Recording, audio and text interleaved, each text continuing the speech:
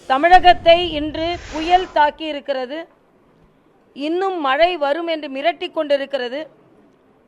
இந்த புயலை எதிர்கொண்டது தமிழக அரசு சிறப்பாகவே செயல்பட்டது.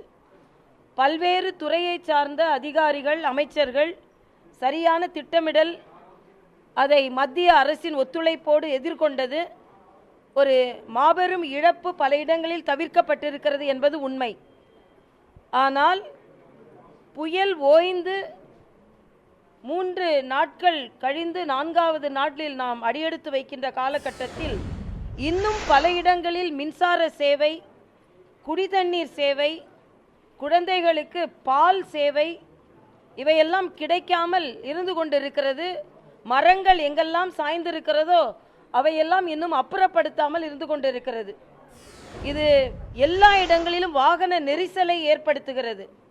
அதனால் போர்க்கால அடிப்படையில்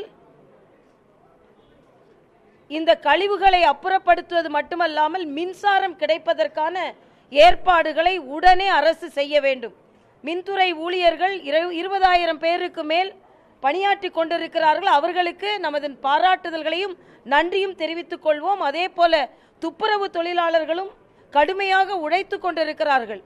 ஆனால் நிலைமை இன்னும் சீராகவில்லை என்பது உண்மை.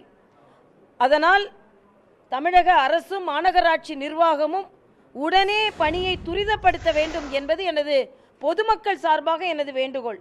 பாரதிய ஜனதா கட்சியை பொறுத்தமட்டில் எங்களது அகில பாரத தலைவர் அமித்ஷா அவர்கள் புயல் பாதித்த மக்களுக்கு ஆறுதல் சொல்வது மட்டுமல்லாமல் பாரதிய ஜனதா கட்சி தொண்டர்கள் எப்பொழுதும் போல சேவையில் ஈடுபடுவார்கள் என்பதையும் குறிப்பாக உணர்த்தி இருக்கிறார்கள். தமிழக பாரதிய ஜனதா கட்சியின் சார்பில் அத்தனை வட்டங்களிலும் சென்னை மாநகராட்சி உட்பட்ட 200 வட்டங்களுக்கும் பொறுப்பாளர்கள் போட்டு இந்த சனி ஞாயிறு 2 நாட்களும் எல்லா இடங்களிலும் சாலைகளை துப்புரப்படுத்துவதும் சுத்தப்படுத்துவதும் பொதுமக்களுக்கு என்ன உதவி வேண்டுமோ அதை செய்வதற்கும் முழுமையான களத்தில் நாங்கள் இறங்குகிறோம். அதனால் பாரதிய ஜனதா கட்சியை பொறுத்தமட்டில் ஒரு மாறுபட்ட கட்சி, மக்களுக்கு சேவை செய்யும் கட்சி என்பதை நாங்கள் ஏற்கனவே உணர்த்தி வருகிறோம்.